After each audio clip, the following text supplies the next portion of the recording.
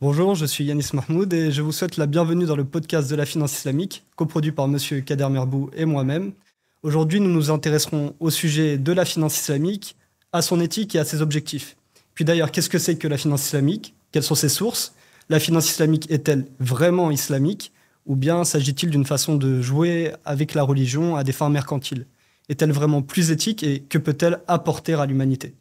Pour répondre à nos questions, j'ai l'honneur d'accueillir Monsieur Aizdin Ramallah, chercheur, entrepreneur, auteur et enseignant spécialisé en économie islamique. Bonjour Aizdin, comment vas-tu?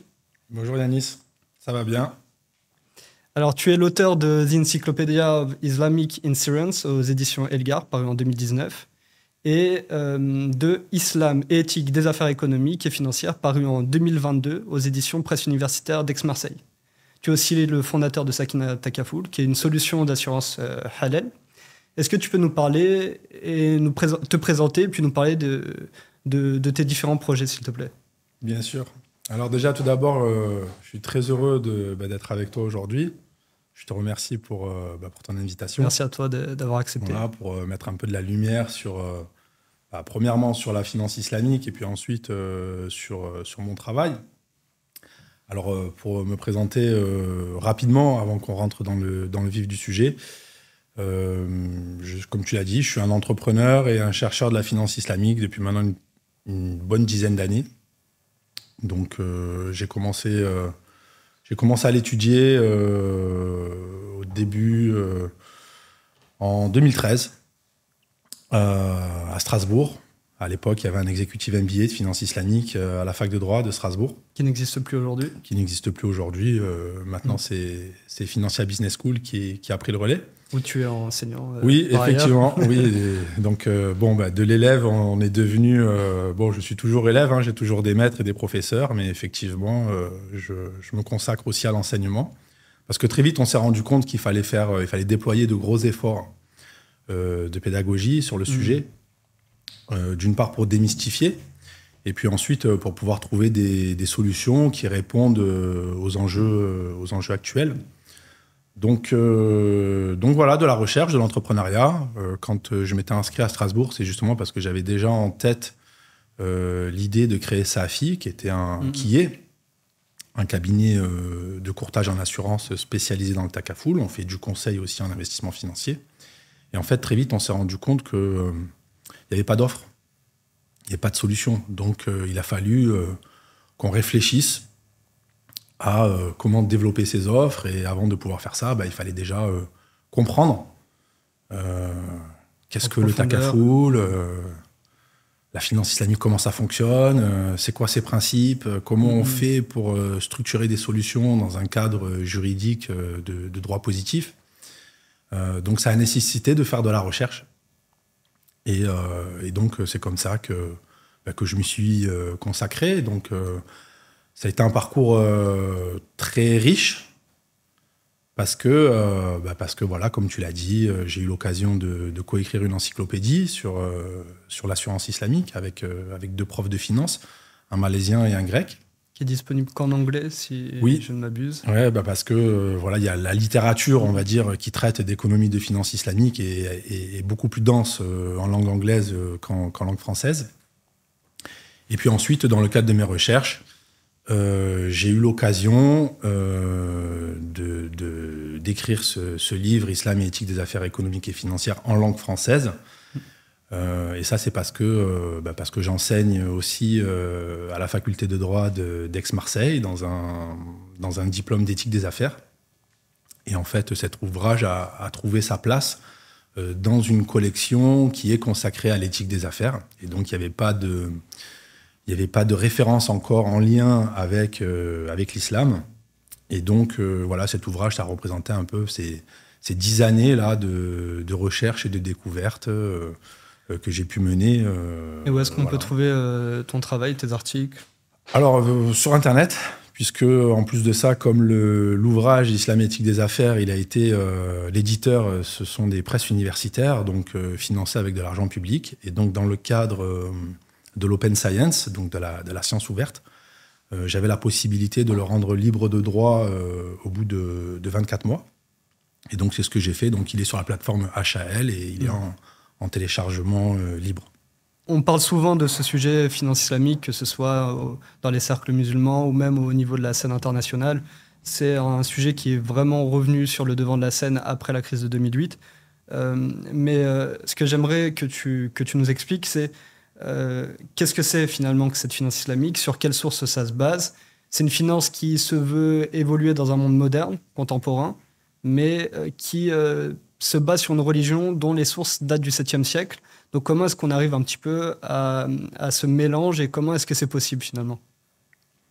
Alors bonne question. Je réfléchis un petit peu à comment est-ce que je vais la traiter. Puisque finalement, dans ta question, ce que tu cherches à comprendre, c'est comment on comble le gap entre des sources qui sont qui sont millénaires, donc des sources qui remontent à 15 siècles en fait, et comment est-ce qu'on arrive à répondre à des enjeux contemporains, et comment est-ce qu'on arrive à apporter, alors pour prendre un terme financier, une plus-value. Donc j'aurais tendance à dire qu'en fait, ce qu'il faut distinguer, c'est les principes généraux, les principes d'ordre universel, des applications pratiques. Et donc en fait, dans la finance islamique, il y a certains principes généraux à portée universelle. Et en fait, c'est ceux-là qu'on identifie et qu'on essaye de maintenir vivants, en fait, actifs dans les transactions et dans les contrats. Parce qu'il n'y a pas que la dimension de la finance, il y a aussi la dimension du commerce, tijara, et des transactions, mu'amalat. Et parmi ces principes, j'irai sans faire un cours sur le sujet, mais on peut en retenir deux qui, à mon sens, sont des, j'ai envie de dire un moteur ou un ressort. C'est justement l'absence de riba. Donc la riba étant entendu comme un profit illégitime, un profit sans contrepartie véritable, donc en fait un surplus dans le profit. L'absence de riba, donc autrement dit, le capital improductif, oisif, n'est pas rémunéré. Autrement dit, le principe général, c'est de dire que pour obtenir une rémunération, il faut un travail. Pas de rémunération, on ne finance pas l'oisiveté. L'oisiveté n'est pas rémunérée. Donc, l'oisiveté du capital n'est pas rémunérée. Donc, absence de profit ou de gain lorsqu'un capital n'est pas investi. Sans travail et sans risque, du coup. Voilà, sans travail ou sans risque. Ça, c'est un principe vraiment central. Et puis, un autre principe, donc central et dans le sens d'universel. Alors, pourquoi je dis aussi universel? Parce que ce principe, il n'est pas propre à l'islam. On le retrouve, j'ai beaucoup écrit à ce sujet, dans la sagesse antique, donc chez les Grecs, Aristote, même chez les Romains. On a des écrits de Caton l'Ancien. On le retrouve dans l'Ancien Testament, donc chez les Juifs, dans le Nouveau Testament chez les chrétiens, dans tous les écrits de saint Thomas d'Aquin, la scolastique, etc. Et enfin, dans le Coran et la tradition du prophète, salat wa salam, notamment le sermon d'adieu. Il y a énormément d'éléments qui concernent le riba dans le sermon d'adieu. D'ailleurs, c'est très intéressant parce que c'est la dernière trace qu'il a voulu laisser à la Oumma. Et il a appuyé il a vraiment traité ce sujet qui est un sujet économique, comme si c'était un des thèmes majeurs de l'apport de l'islam. En fait, pour moi, c'est même un héritage, comment dire, c'est un acquis. C'est un acquis social, un acquis économique pour l'humanité, c'est l'abolition de l'esclavagisme financier. C'est-à-dire que lors du sermon d'adieu, il a aboli la dette qui portait sur le paiement des intérêts et de l'usure. Et il a d'ailleurs commencé par abolir les intérêts qui étaient dus à sa famille, aux personnes de son clan, pour donner l'exemple. Ouais, la leçon, c'est on commence par soi-même avant de s'occuper des autres. Et donc, quelque part, cet acquis, on va dire que l'humanité ne l'a pas préservé. Et aujourd'hui, il n'y a que la finance islamique qui tente de le respecter encore, c'est-à-dire de respecter ce principe universel d'interdiction du riba, qui correspond à quoi? À l'absence de rémunération de l'oisiveté ou l'absence de rémunération sans contrepartie. Et le deuxième principe, puisque j'avais dit que j'allais en citer deux, sans faire un cours, c'est l'idée de monnaie fondante. Et cette idée de monnaie fondante, elle est très intéressante. Et je me suis rendu compte dans mes recherches qu'au XXe siècle, il y a un économiste autodidacte qui s'appelle Silvio Gesell, qui a également été cité par Keynes, qui a repris son concept de monnaie fondante en disant que techniquement, cette idée était irréprochable. C'est l'idée selon laquelle, si on veut accélérer la vitesse de circulation de la monnaie dans les systèmes, autrement dit qu'elle soit la plus utile possible aux agents économiques, eh bien, il faut, entre guillemets, taxer sa détention. Il faut que la monnaie, elle rouille, en fait. C'est-à-dire que si on ne l'utilise pas, au bout d'un certain temps, elle doit perdre de la valeur. Donc on a tout intérêt soit à la dépenser, soit... à l'investir ou à la prêter. Alors, ce principe-là, c'est le principe de la zakat. Donc ça, c'est un des piliers de l'islam qui a une portée en islam universelle. En tout cas, pour les musulmans, c'est quelque chose qui est valable en tout lieu et en tout temps. Donc c'est dans ce sens-là que ça a une portée universelle pour les musulmans, c'est de dire que finalement, la monnaie n'est pas différente du reste des éléments que l'on trouve dans la nature. Autrement dit, rien ne supporte l'épreuve du temps qui passe. C'est la loi de la thermodynamique. Voilà, c'est une loi absolue. On ne peut pas nier cette loi. Tout objet en mouvement finira par se trouver à l'arrêt. Et puis surtout que le temps a raison de tout. Sauf que cette construction du taux d'intérêt qui rémunère en fait le capital par un taux d'intérêt composé viole cette loi première. Donc c'est cette dimension-là aussi qui est importante, c'est juste de rappeler que en fait il n'y a aucune raison que ce mécanisme du taux d'intérêt composé soit appliqué à la monnaie, dans le sens où il n'y a aucune raison que la monnaie puisse avoir ce pouvoir de violer le temps. Okay. Et ça, c'est intéressant. C'est un apport de la finance islamique qui concerne, je dirais, les musulmans, mais pas que, puisque les questions de dette, aujourd'hui, concernent alors non seulement tous les citoyens en France, mais aussi tous les pays qui sont obligés à qui, en tout cas, on présente la seule solution de sortie de dette comme étant il faut soit augmenter les prélèvements, augmenter les impôts, soit réduire les dépenses. Et donc, on met en place des politiques d'austérité. En fait, ce que dit l'économie et la finance islamique, c'est que en fait, la dette en tant qu'intérêt à payer, puisque ça va être d'ici quelques années, ce sera le premier poste de dépense de l'État français, bien cette dette-là est illégitime. D'ici 2026, il me semble que ça deviendra le premier poste. C'est ça, donc ça veut dire avant l'éducation, avant la défense, avant la santé. Alors qu'on est déjà un peu mal en point, donc et ça, c'est que la part des intérêts.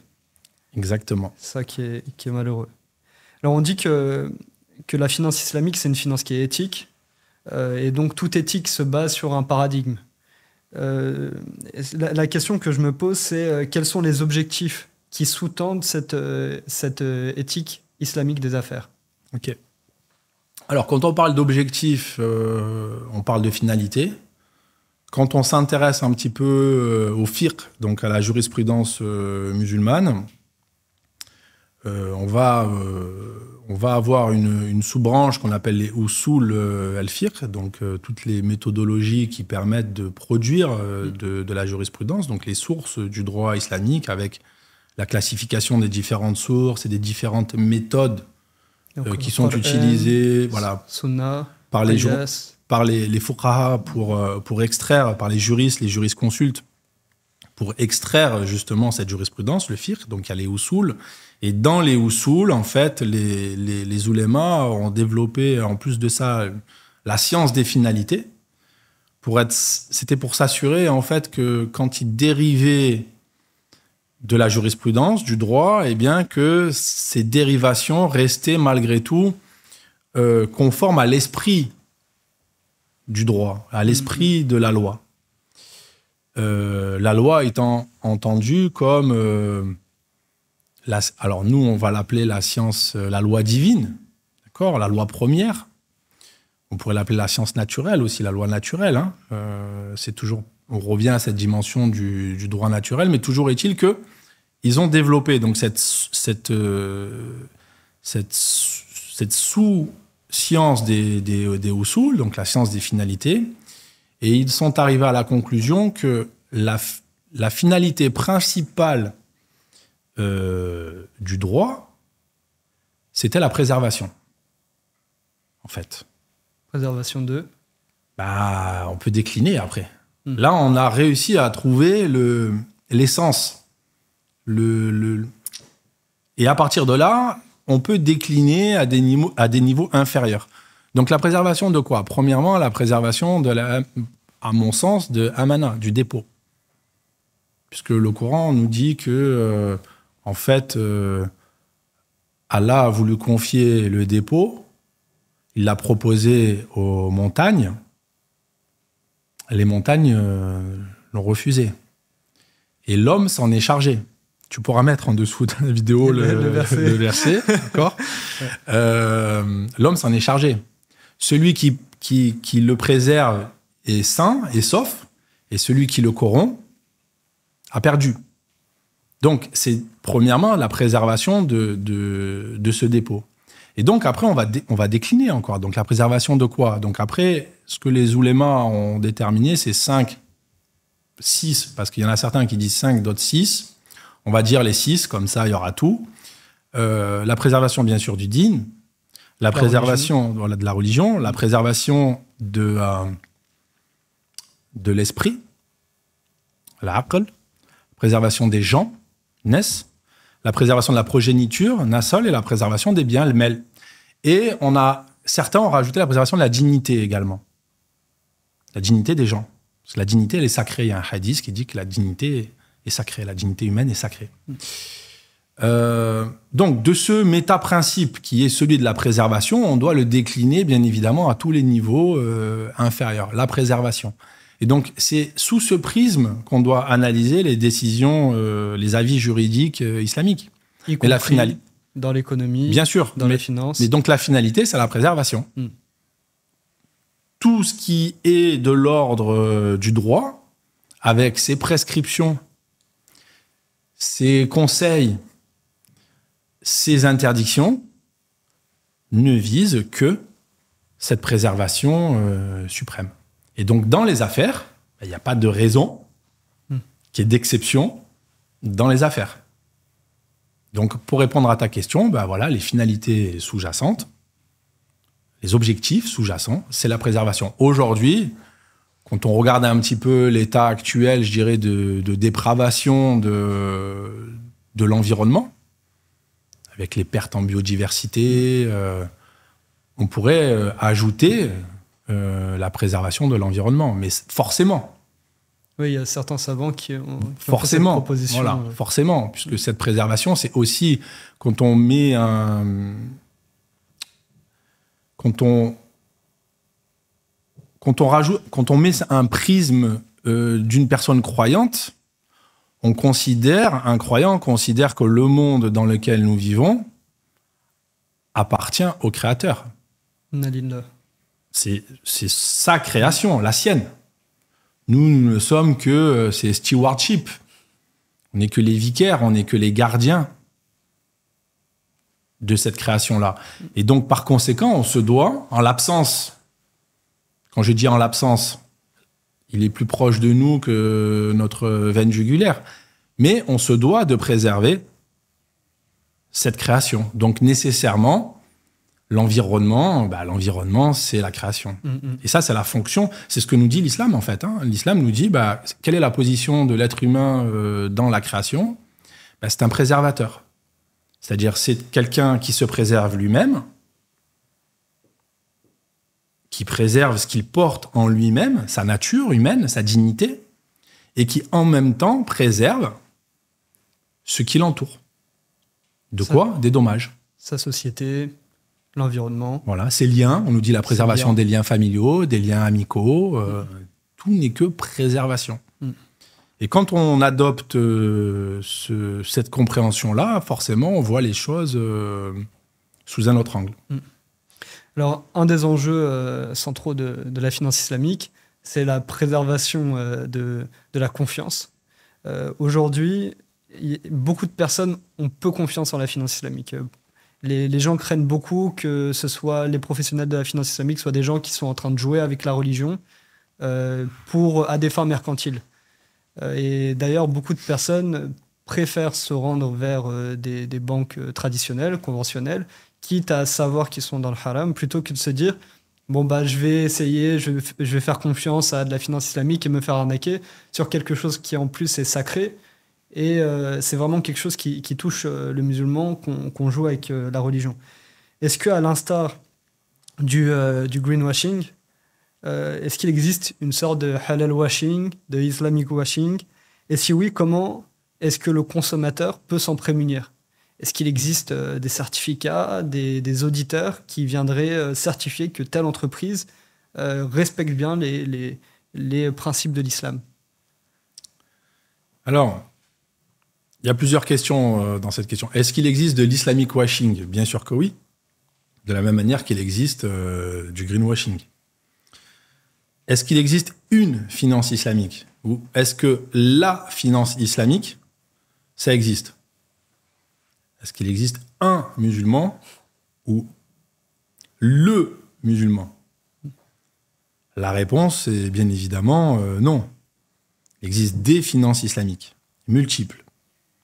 Déjà, quand on regarde un petit peu en fonction des pays, les cadres juridiques diffèrent, les conditions d'implémentation ne sont pas les mêmes, les juridictions non plus, les réglementations non plus, et par conséquent, on va avoir d'une zone à une autre, d'un pays à une autre, même d'une école juridique à une autre, des interprétations différentes. Moi, je pense que c'est une richesse. L'uniformisation totale, c'est un appauvrissement. La diversité, c'est ce qui fait la richesse. Ceci étant dit, j'ai dit il existe des finances islamiques. Et il y a une grosse partie qui est de la finance philanthropique. Là, ce dont tu es en train de me parler, c'est la finance plutôt d'ordre commercial. Ouais. Tu me parles de clients, tu as même employé le terme « bon, ok, je me fais arnaquer », tu m'as fait sourire quand tu as dit ça. Déjà, c'est pas islamique d'arnaquer quelqu'un, on est bien d'accord. Donc, si à un moment donné, on met une étiquette islamique quelque part et que derrière, on arnaque un consommateur, c'est qu'il y a quelque chose qui ne va pas quelque part, soit dans l'appellation, soit dans la pratique, ou les deux. Donc, pour répondre à ta question, est-ce qu'il existe des certifications? Comment est-ce qu'on fait pour se repérer, justement, pour savoir si oui, non, c'est conforme, etc. Je vais organiser ma réponse en 2 temps. Déjà, est-ce qu'il y a une réglementation locale? S'il y a une réglementation locale, comme c'est le cas au Maroc, en Algérie, en Tunisie, en Malaisie, en Turquie, en fait, c'est simple. Il y a un régulateur qui est là et qui veille à ce que les opérations pratiquées soient conformes au cadre juridique local. Donc là, j'ai envie de dire... Tu parles juridique islamique. Oui. En fait, généralement, alors, comment ça fonctionne, hein? Il y a différents organes de normalisation aujourd'hui qui existent dans le monde. On peut citer l'IOIFI au Bahreïn, on peut citer l'IFSB en Malaisie.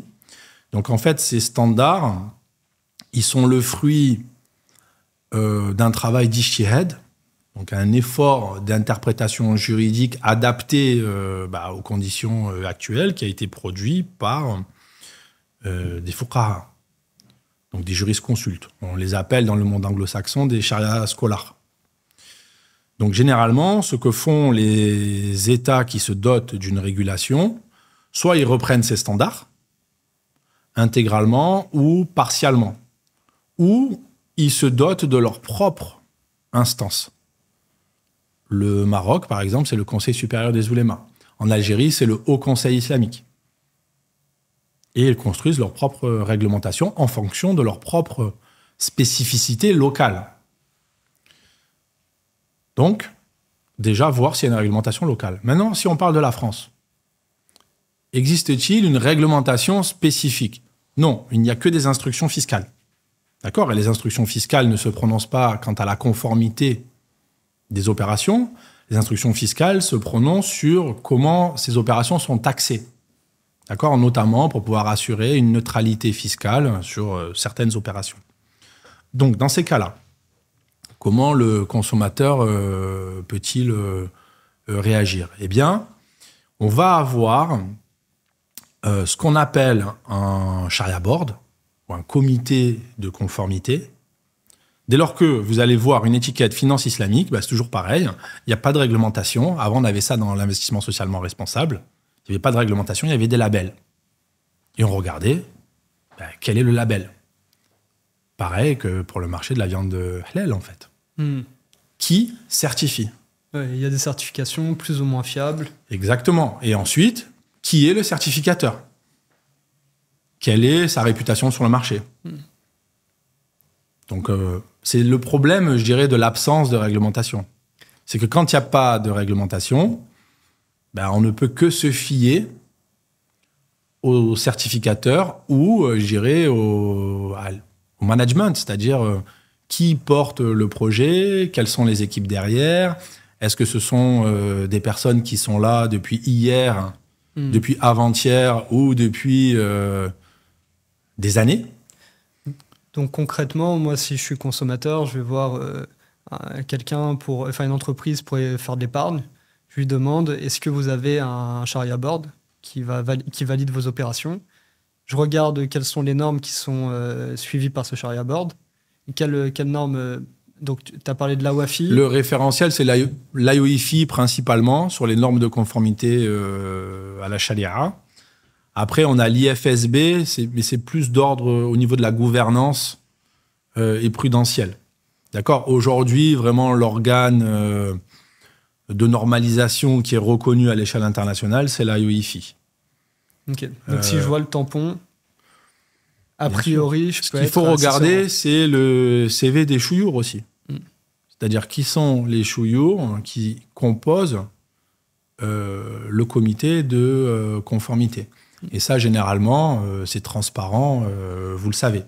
Par contre, si vous commencez à avoir sur Internet des personnes qui vous proposent, des sites Internet qui vous proposent du Forex Sharia compliant, j'ai envie de dire attention. Voilà. Pareil, mais là, pour le coup, je pense que le gros sujet, c'est aussi de demander le certificat AMF, l'autorité des marchés financiers. Voilà, et dans ces cas-là, voire même aller consulter la liste noire de l'AMF pour voir justement si ces opérateurs-là ne sont pas blacklistés. Parce que ça existe, on a déjà vu des choses comme ça aussi sur Internet, donc il faut faire attention. Mais en même temps, j'ai envie de dire, les acteurs qui sont sur le marché français, pour les principaux, ils sont là depuis plusieurs années et c'est toujours un bon signe quand vous avez un acteur qui est là depuis longtemps. Ok. Alors, est-ce qu'aujourd'hui, donc, au vu des démocraties d'Acharia dont tu as parlé, donc les 5 objectifs, préservation de la vie, de la raison, des biens, de la filiation, et quel est le dernier qui me manque? Et du din. Et du din. Est-ce que tu considères aujourd'hui que la finance islamique participe activement à la préservation de ces objectifs? Est-ce qu'elle joue réellement son rôle de finance plus éthique? Alors, comme je te le disais tout à l'heure, la finance islamique, en général, n'existe pas. Donc, si on parle de la zakat, par exemple, ça en fait partie. D'accord. Donc, est-ce que la zakat, elle contribue aux objectifs de préservation? Ah oui, complètement. 100%. Ouais. 100%. Et si on commençait à vouloir chiffrer, ne serait-ce qu'en France, et les millions que ça représente, on verrait que oui, il y a un impact forcément positif à cela. Et puis ensuite, tout dépend, c'est-à-dire quel segment de la finance islamique on regarde et où, dans quelle zone. Donc maintenant, si on regarde juste la partie émergée de l'iceberg, c'est vrai qu'il y a quand même des critiques qui sont formulées par de nombreux universitaires, plutôt les théoriciens de l'économie islamique. Il y a un peu je ne vais pas dire un fossé, parce qu'il y a toujours des ponts, mais il y a un gap, il y a un écart entre les théoriciens de l'économie islamique et les praticiens de la finance islamique. C'est pas les mêmes. C'est pas les mêmes. Et les théoriciens de l'économie islamique, effectivement, ils estiment que on pourrait faire mieux. Okay. Après, à la décharge des praticiens, moi j'ai compris une chose en fait en poussant un peu les recherches. C'est normal que les théoriciens soient pas contents et c'est normal qu'il y ait un gap entre la théorie et la pratique. Et je vais te dire pourquoi, en tout cas suivant ma compréhension.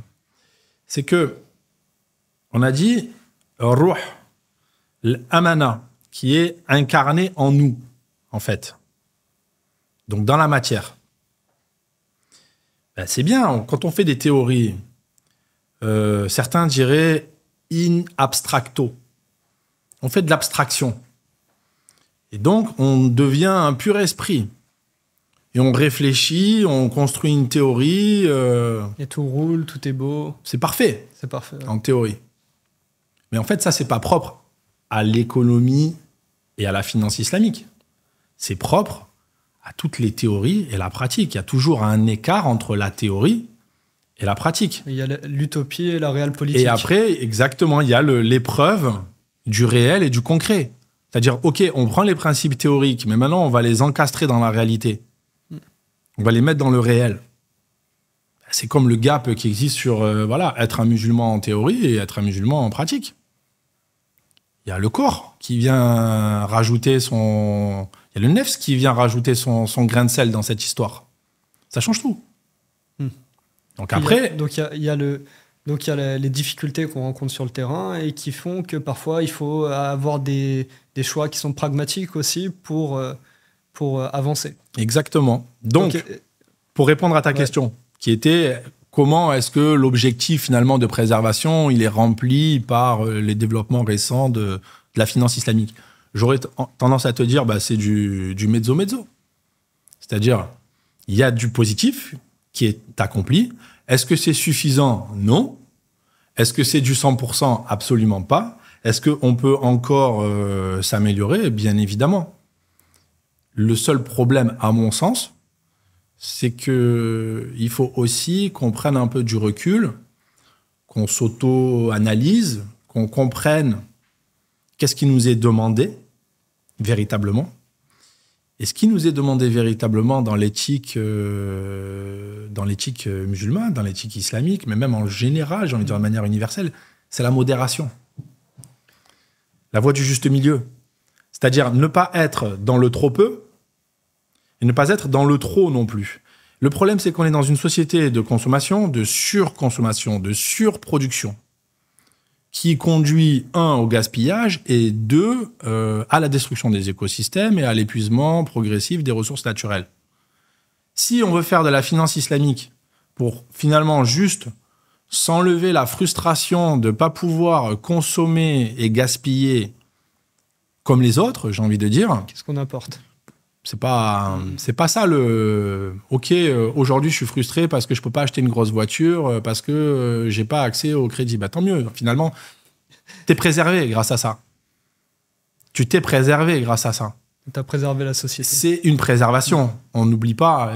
Et peut-être qu'il est là l'objectif de préservation dont on parle. C'est que dans l'abstinence, il y a une préservation. Ne pas vivre au-dessus de ses moyens. En plus, c'est-à-dire la modération. Et puis surtout, n'oublions pas, c'est que le gaspillage est interdit par l'islam. Donc, si on remet pas, on ne questionne pas en fait nos modes de production et de consommation qui conduisent à de la surproduction, de la surconsommation et du gaspillage, on est passé à côté du principal. Alors, est-ce que ça reste quand même mieux que la finance conventionnelle? Ah oui, parce que déjà de ce point de vue-là, il y a une bride. C'est-à-dire, on va brider les choses.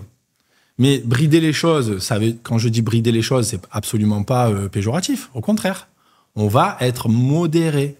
Mais juste dans le fait qu'on n'arrive pas à financer, ou est-ce que même nos modes de financement sont mieux, les secteurs dans lesquels on finance sont plus éthiques? Est-ce que quand même on a cet apport à la société?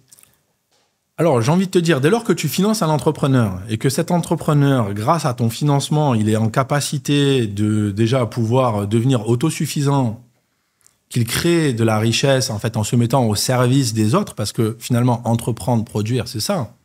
C'est à un moment donné de dire, moi, je vais vous rendre service, tenez, voilà ce que je vous apporte. Et en l'échange de ma production, je vous l'échange contre un revenu. Mais c'est quelque part à cette volonté de vouloir se mettre au service des autres. Donc ça, c'est tout à fait positif. C'est à encourager. Donc dès lors que on finance, j'ai envie de dire, une production qui n'aboutit pas à de la surconsommation ou à du gaspillage, c'est très bien. Déjà gagné. Ouais. C'est déjà gagné. Là où ça devient gênant, c'est si on va financer une consommation superflu. C'est déjà un peu plus gênant. Donc, d'ailleurs, des crédits à la consommation islamique, certaines banques islamiques en font, mais c'est pas vraiment... C'est pas dans l'esprit, en tout cas. C'est pas dans l'esprit. En fait, sur la technique, ça reste halal, mais c'est pas dans l'esprit. Non. Et j'aimerais te lire une petite citation de Christine Lagarde, qui est directrice de la Banque Centrale Européenne, qui est... l'ancienne directrice du Fonds monétaire international, une ancienne ministre de l'économie française sous Nicolas Sarkozy, et qui avait d'ailleurs beaucoup œuvré à la mise en place de la finance islamique en France, avec ces ordonnances fiscales dont tu as parlé tout à l'heure notamment, et puis l'émission de Soukouk, donc c'est des obligations islamiques qui ont été émises à cette époque-là par la France. Alors elle disait en 2015, la finance islamique peut en principe devenir un facteur de stabilité financier, car le partage du risque réduit le ratio d'endettement et les échanges sont adossés à des actifs tangibles, donc entièrement garantis. Et donc, elle nous parle de stabilité qui est apportée par ce vecteur qui est la finance islamique. Est-ce que, concrètement, si la finance islamique avait été implémentée dans les années 2000 et que c'était la finance conventionnelle à cette époque-là, est-ce qu'on aurait pu vivre la crise de 2008, la crise des subprimes, comme on l'a vécu? Alors clairement non. Et de manière très simple en fait. Et c'est pour ça que Christine Lagarde a fait cette déclaration en disant que ça allait apporter de la stabilité. C'est tout simplement parce que, alors, c'est des termes un peu, du jargon, qui pour les financiers c'est tout à fait courant, mais ça l'est pas nécessairement pour tout le monde. Donc je vais l'expliquer. Mais en fait, l'idée, c'est qu'il y a toujours un sous-jacent, un actif sous-jacent. Contrairement à ce qui s'est passé avec la crise des subprimes. Donc, pour expliquer très simplement, il y a un gros mot qui s'appelle la titrisation, que tu connais. La titrisation, pour faire très simple, c'est un processus qui permet de créer du papier, de noter des créances. Par exemple, tu me dois de l'argent, tu vas arracher une feuille de ton cahier, et puis tu vas noter dessus, voilà, Asdine, je te dois tant, et je te les rendrai l'année prochaine. Très bien, donc j'ai un papier. Mais maintenant que j'ai ce papier, en finance conventionnelle, techniquement, je peux le revendre à quelqu'un d'autre, ou je peux même prendre d'autres papiers, et avec tous ces papiers que j'ai, je crée un nouvel autre papier. D'accord ? Et donc, je détiens ce papier, et ce papier-là, je vais le revendre à quelqu'un d'autre. Quel est l'intérêt ? À chaque fois, on va gagner de l'argent, bien sûr. Chacun va prendre sa part en plus de ça, d'accord ? Et puis, il y a un autre intérêt, c'est celui d'avoir de la liquidité. Peut-être que toi, tu ne peux pas me rendre l'argent que tu me dois. Et moi, finalement, j'ai ce papier, mais maintenant, j'ai besoin de liquidité. Donc, je vais retrouver quelqu'un d'autre qui a de la liquidité. Donc, je reçois directement... Donc, moi, je récupère la liquidité. Et puis, finalement, toi, tu rembourseras à cette personne-là. Bon, ça, c'est très encadré en finance islamique. D'accord ? Déjà, le fait de pouvoir transférer de la dette, c'est très encadré. On peut le faire qu'au facial. Je ne rentre pas dans les détails. Je continue sur mon exemple. Imaginons maintenant que ce papier qui a été regroupé avec d'autres papiers, donc qui est un papier d'un papier, on prenne différents papiers de papier et on fait encore un nouveau papier. Bon, ça, c'est les subprimes. OK ? Donc, en fait, quand toi, tu es le dernier investisseur, tu achètes un papier, en plus, on te disait, oui, il est triple A, c'est-à-dire, autrement dit, il est garanti. C'est sûr, ouais. C'est-à-dire, tu vas toucher tes intérêts tous les mois, comme prévu, il n'y a aucun problème, et tu vas récupérer le capital que tu as investi à la fin. Donc, en fait, quand tu te retrouves à acheter ce papier-là, en fait, tu ne sais pas qu'est-ce qu'il y a dedans. Ils ne le savaient pas. Sauf qu'en fait, c'était des créances plus que douteuses, parce qu'en fait, on les appelait subprime, parce qu'en fait, c'était des prêts immobiliers qui étaient vendus aux États-Unis à des personnes fragiles, et sur lesquels ceux qui les vendaient étaient grassement commissionnés. Donc, ils étaient tellement commissionnés qu'ils ne cherchaient même pas à comprendre si la personne était en capacité de rembourser ou pas. Donc déjà, toute la chaîne est défaillante. Et donc, ça a donné la crise qu'on a connue en 2008. En finance islamique, donc pourquoi est-ce que l'actif sous-jacent, c'est de là où je suis parti, c'est que quand tu as un papier, tu ne peux pas faire un papier d'un papier. C'est-à-dire que sous le papier, il y a un actif sous-jacent, c'est-à-dire il est dessous le papier, et l'actif, il est réel. Donc, même si quelque part ton débiteur ne peut pas te rembourser, tu as l'objet réel qui existe. Tu as l'objet réel qui est dessous. Donc, forcément, en cas de défaut du débiteur qui ne pourrait pas rembourser, malgré tout, toi, en tant que créancier, le risque que tu te retrouves avec zéro, il n'existe pas. Allez, à la limite, peut-être que le sous-jacent, il vaut 70% du montant de la dette. Bon, OK, tu as perdu 30%. Mais tu n'as pas perdu 100%. Tu as l'actif.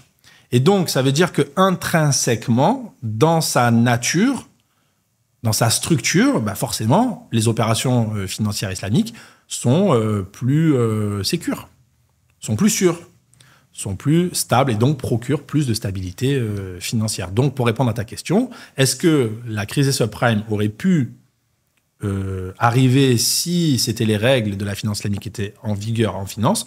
La réponse est non, et c'est d'ailleurs à ce moment-là qu'elle a été mise sur le devant de la scène. Parce qu'il y a beaucoup de personnes, notamment des personnes qui ont perdu des centaines de millions de dollars et d'euros, etc., qui, ayant découvert la finance islamique, ont dit « mais mince ». Là, on a une alternative qui est viable, qui permet à la société d'être préservée, de préserver de tous ces risques financiers. Et donc, finalement, c'est tout le monde qui est gagnant. En tout cas, il y a beaucoup de perdants qui ne sont plus perdants. Hein. Voilà. Faut pas oublier que ceux qui gagnent beaucoup gagnent peut-être beaucoup moins. Ouais. D'accord. Faut jamais oublier que quand il y a des perdants d'un côté, c'est les gains qui sont réalisés de l'autre. Et c'est là aussi où le cadre, je dirais, de la finance islamique, il est intéressant, et notamment avec le riba. C'est par ça qu'on a commencé tout à l'heure. C'est de dire, en fait, le profit illégitime. C'est-à-dire que considérer que, quelque part, le gain d'une partie puisse être la perte de l'autre, non, ça, c'est pas possible en finance islamique. Les jeux à somme nulle, éthiquement, moralement, c'est pas acceptable, en fait. On peut pas, dans la société, accepter que les uns s'enrichissent au détriment des autres. D'où l'interdiction du gharar, du maïsir, en finance islamique également. C'est ça. Et en fait, ça rejoint le même principe. Hein. Alors, dernière petite question, Yazdine, pour clôturer cet entretien, puisque c'est un sujet que tu as évoqué tout à l'heure, le sujet de l'environnement. Est-ce qu'aujourd'hui, la finance islamique offre cette alternative qui permettrait de développer une société qui serait plus juste, y compris au niveau environnemental? Alors, j'ai envie de te dire qu'en théorie, oui. Et en pratique, c'est work in progress. Donc, c'est en cours. Donc, il y a des avancées, mais on n'y est pas encore. Exactement. Il y a même, d'ailleurs, il faut que je vais le citer. J'ai juste oublié l'année. Tu pourras peut-être le rajouter. Ouais. Il y a une fatwa, un avis juridique qui a été rendu par le conseil de l'OCI. Donc, Organisation de la coopération islamique. Voilà, exactement. Et donc, je l'ai dit tout à l'heure, hein, ils ont déclaré qu'il était, c'était haram en islam de porter atteinte à l'environnement. D'accord ? C'est chaud. Et oui, et il y a également un passage sur les armes de destruction massive. C'est-à-dire que dans cette fatwa, faudra la retrouver, peut-être tu la mettras en téléchargement sur la vidéo, etc. C'est vraiment, c'est quelque chose dont on parle assez peu, où souvent on fait un peu d'islam bashing à longueur de journée dans les médias, etc., etc. Alors que, encore une fois, sur cette question-là, on peut dire que les fuqaha, les jurisconsultes, ont été précurseurs. Parce que ce que j'ai pas dit tout à l'heure, et je pense que ça peut être bien de conclure là-dessus par rapport à ta question sur l'environnement, une fois que j'ai dit justement qu'il y avait un gap entre la théorie et la pratique. Il y a un indice, j'ouvre et je ferme une parenthèse, Islamicity Index également. Parce que des fois, on a cette critique de dire oui, mais vous nous dites ça, mais en fait, quand on regarde l'état des pays musulmans, non, c'est pas vrai. Alors pourquoi les pays musulmans, ils sont comme ça, etc., etc. Et donc, souvent, ce qu'on répond là, c'est d'aller faire un tour sur cette Islamicity Index qui a été développé par des chercheurs. Et en fait, ils ont pris pour calculer cet indice, toutes les valeurs islamiques, et ils ont mis des scores et ils ont classé les pays au regard de cette classification d'indice d'islamité. Le premier pays musulman, il est en 44e position. D'accord ? Donc, il faut vraiment faire la distinction entre la théorie et la pratique. Donc, ce que je disais sur le fait d'être précurseur en matière d'environnement et de préservation. On a parlé tout à l'heure des maqasid, la science des finalités. On a dit que ça avait été élaboré par les fuqaha, les jurisconsultes, les oulémas, 11e siècle de l'islam. C'est Al-Razali, entre autres, qui en a parlé en premier. Voilà. Il n'y a pas que lui. Il y a le Chatibi également. Il y en a d'autres. Mais toujours est-il que quand on dit la préservation des gens et de la progéniture, ça renvoie à quoi en fait ? À cette idée de préservation des générations futures qu'on trouve dans le rapport Brundtland des Nations Unies. Et si ma mémoire ne me fait pas défaut, c'est 1987. C'est-à-dire qu'en 1987, on a une définition du développement durable qui nous dit que le développement durable, c'est le fait de satisfaire nos besoins sans compromettre la satisfaction des besoins des générations futures. Donc ça arrive en fait dans le monde moderne à la fin du XXe siècle. C'est-à-dire que c'est à la fin du XXe siècle qu'on commence à dire « Attendez, mais là les gars, peut-être qu'on abuse un peu trop, là, on tire un peu trop sur la corde de la surproduction et de la surconsommation. » Ce que j'ai pas dit également, c'est qu'en fait, cette pression liée à la surproduction et la surconsommation, c'est aussi la pression de la dette. Parce que quand tu es une entreprise que tu as endettée, en fait, et que chaque mois, il faut que tu rembourses le fouet, là, de l'esclavagisme financier, comment tu vas faire ? Tu dois croître. Tu dois croître. Donc, croissance infinie, donc tu dois produire. Tu dois produire à mort. Et puis derrière, il faut que les gens consomment, en fait. Pour que toi, tu puisses augmenter tes profits, d'abord ton chiffre d'affaires, et ensuite que tu puisses dégager des ressources financières qui te permettent de rembourser ta dette, etc. etc. Donc cette notion-là de croissance perpétuelle dans un monde fini, qui plus est, ça entraîne, ça fait le monde dans lequel nous vivons aujourd'hui. Donc mon point ici, c'était simplement de dire que si tu prends Maqasid al-Sharia, préservation, y compris de l'intérêt des générations futures, les musulmans, les fuqaha, les jurisconsultes de l'islam, ils ont théorisé ça au XIe siècle. Donc 1000 ans presque d'avance. Et c'est un peu ça, je dirais, le défi aujourd'hui, c'est que je pense qu'il faut qu'on arrive à se réapproprier, en tant que musulmans, notre héritage. Ça, je l'ai écrit, je n'ai de cesse de le répéter. Je pense que les scientifiques musulmans, ils ont beaucoup apporté à l'humanité. Parce que pareil, on fait de l'islam bashing en permanence. Mais voilà, je veux dire, les chiffres arabes.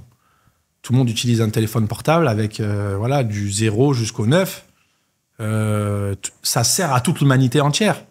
La médecine, l'architecture, l'astronomie et j'en passe. La logique, ouais. Mais l'idée, c'est de dire qu'aujourd'hui, on a peut-être encore des choses à apporter à l'humanité, moi j'en suis convaincu, dans le domaine de l'éthique économique et financière. Merci beaucoup. Sur cette note d'espoir, je pense qu'on va s'arrêter là. Il faut se retrousser les manches et se mettre au travail, réapproprier l'héritage et lui redonner... même pas lui redonner vie parce qu'il a toujours été vivant, mais le vivifier, en fait, le maintenir en vie. Barakallahu fik, Azzin. Rafik. Merci beaucoup à tous d'avoir suivi cet épisode. On se retrouve prochainement pour d'autres épisodes, Inch'Allah, aussi passionnants, je l'espère, que celui qu'on a eu avec toi, Azzin. Merci pour tout. Avec plaisir, merci à toi.